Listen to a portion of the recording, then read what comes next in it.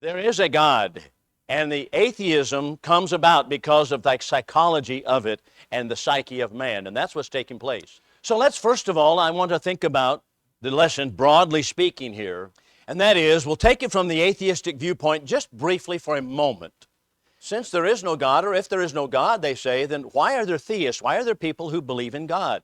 We'll look at that for a moment. Then we'll turn it around and we'll look at how Paul presents it. Since there is a God, why is it that there are atheists, agnostics, pagans? Why is that the case? And Paul will show you the answer to that question. So let's think about from the atheistic viewpoint for just a moment. They say there is no God, then how comes it about that people are gathered here to worship today and all over the country, and how is it that people believe in God? And they just pull their hair out trying to understand how it is that people can believe in theism, belief in God, when in fact they say absolutely there is no God. And they say they work on the psychology of it. So you'll have people such as Sigmund Freud. Sigmund Freud was the founder of modern psychotherapy. He was a sexual pervert, by the way, and the founder of modern psychotherapy. Sexual pervert, absolutely.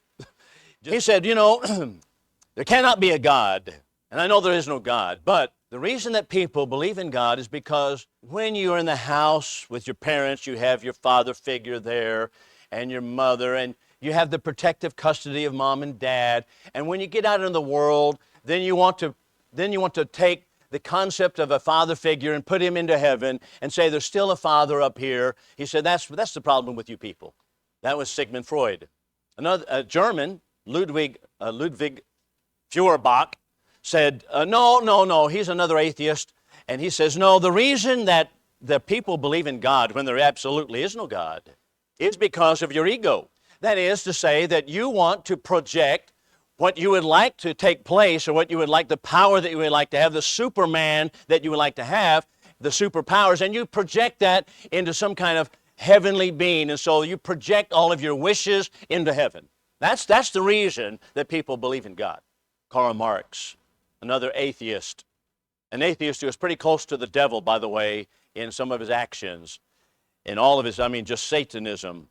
But be that as it may, he said, no, that the reason people believe in God is because of power. And that is the people who are in the bourgeois of society, that is the upper class, want to keep the proletariat, the lower people, the workers, the worker bees, they want to keep them in suppression and make them pay the taxes, and so that we come up with the idea of God in order to keep people down below us. Still below us. And we want it that way. We want slavery down here. So we come up with the idea of God to keep people in servitude. Friedrich Nietzsche, another German philosopher who is so angry about the universe and about God, he says, so hateful in his remarks. He said, no, all of those guys are wrong. He says, no, the reason that people don't believe in God is because, or the reason they believe in God, I should say, is because they're so fearful. You're so fearful of going out into the world, and you can't face a world where there is no reality, there is no purpose, there is no destiny, there's nothing but dust. You can't face that fact. That's how he put it. As I pointed out, I believe the existence of God is a provable proposition. I believe it is simply established.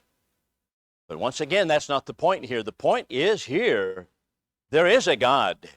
And since there is a God, that's what I mean by if there is a God. Since there is a God, why are there atheists? And mind you this, what Paul has to say in Romans chapter 1 shows us that it's not about evidence or insufficient evidence, but it's about the psyche of a man, about the psyche of people.